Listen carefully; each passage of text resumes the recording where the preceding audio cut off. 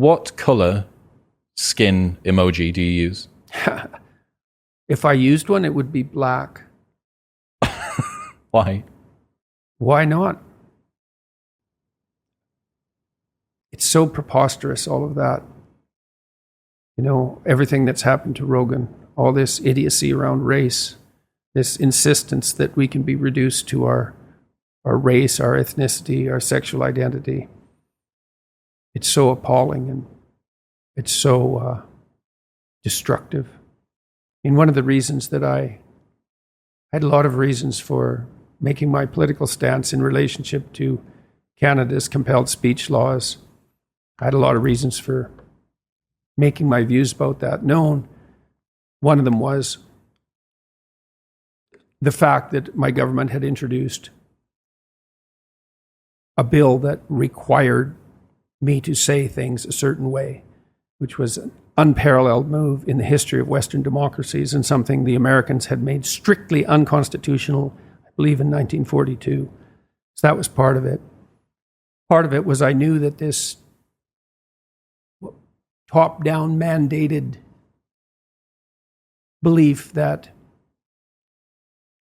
confusion around gender identity was a positive occurrence to provide that freedom, let's say. I knew that for every person that saved, that would doom 1,000 people, primarily girls, to a kind of psychological contagion as confusion about sex and gender identity ramped up.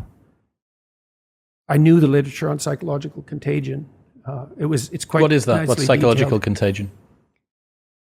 You could think about them as psychological epidemics.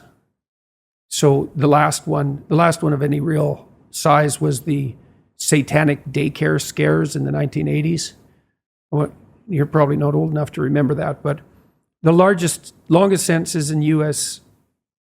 criminal justice history were handed out often to women who were accused of late onset female sexual predation of children in daycare centers. The FBI invented a whole new category of perpetrator, a category that didn't exist because there are no late onset female sexual, child sexual predators. They don't exist. But there were women who obtained prison sentences of several hundred years for hypothetically being involved in these satanic daycare abuse rituals. And there was it just swept across the whole country like the Salem witch trials, except at a much larger scale. There's a book called Satan's Silence that was written by a lawyer and a social worker that documents it.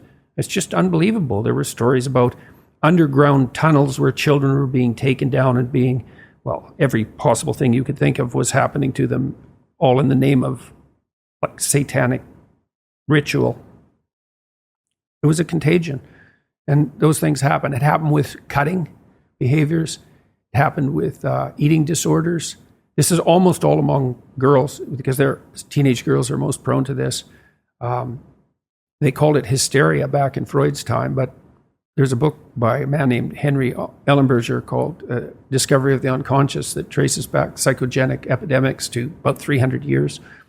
And I knew that, people in adolescence, especially people of a certain personality configuration, have some trouble settling into a stable identity.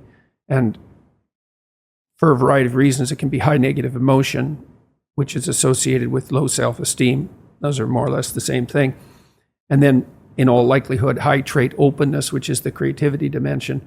And the high trait openness people, they're the ones that are more likely to have green hair and red hair and lots of piercings and lots of tattoos and dress in a non-standard manner, let's say. That's all associated with creative behavior. And they have trouble catalyzing a single identity. And then if you throw in categorical confusion, which is exactly what you're doing when you declare that there's, an endless number of gender identities, then people who are prone to identity dissociation and to psychogenic contagion, you're going to demolish them. There is an obsession. Abigail Schreier has documented that quite nicely in her book, Irreversible Damage. And it's way more girls than boys. And it's thousands and thousands and thousands of them. So you think, well, perhaps a few people who are transgender benefited from this new reality, but for everyone who's benefited, and I'd like to see the data just showing how much they actually benefited. And that'll take a long time to accrue. There's 1,000 people who've been just demolished by this. So, and then what else on the, well, that's basically that on the political front. I could see all that coming. I talked to the Canadian Senate about it when they put in the legislation. They didn't listen. They just thought racism, bigotry, sexism. It's like, yeah, have it your way. But, so what, all these girls that have rapid onset gender dysphoria and are disfiguring themselves and taking hormones and, wreaking havoc with themselves and their families and the broader culture. These people that were so woke and so permissive, you think they're going to have that on their conscience? They're on to something, some other noble venture. What's happening, people? If you enjoyed that, then press here for the full, unedited episode. And don't forget to subscribe. Peace.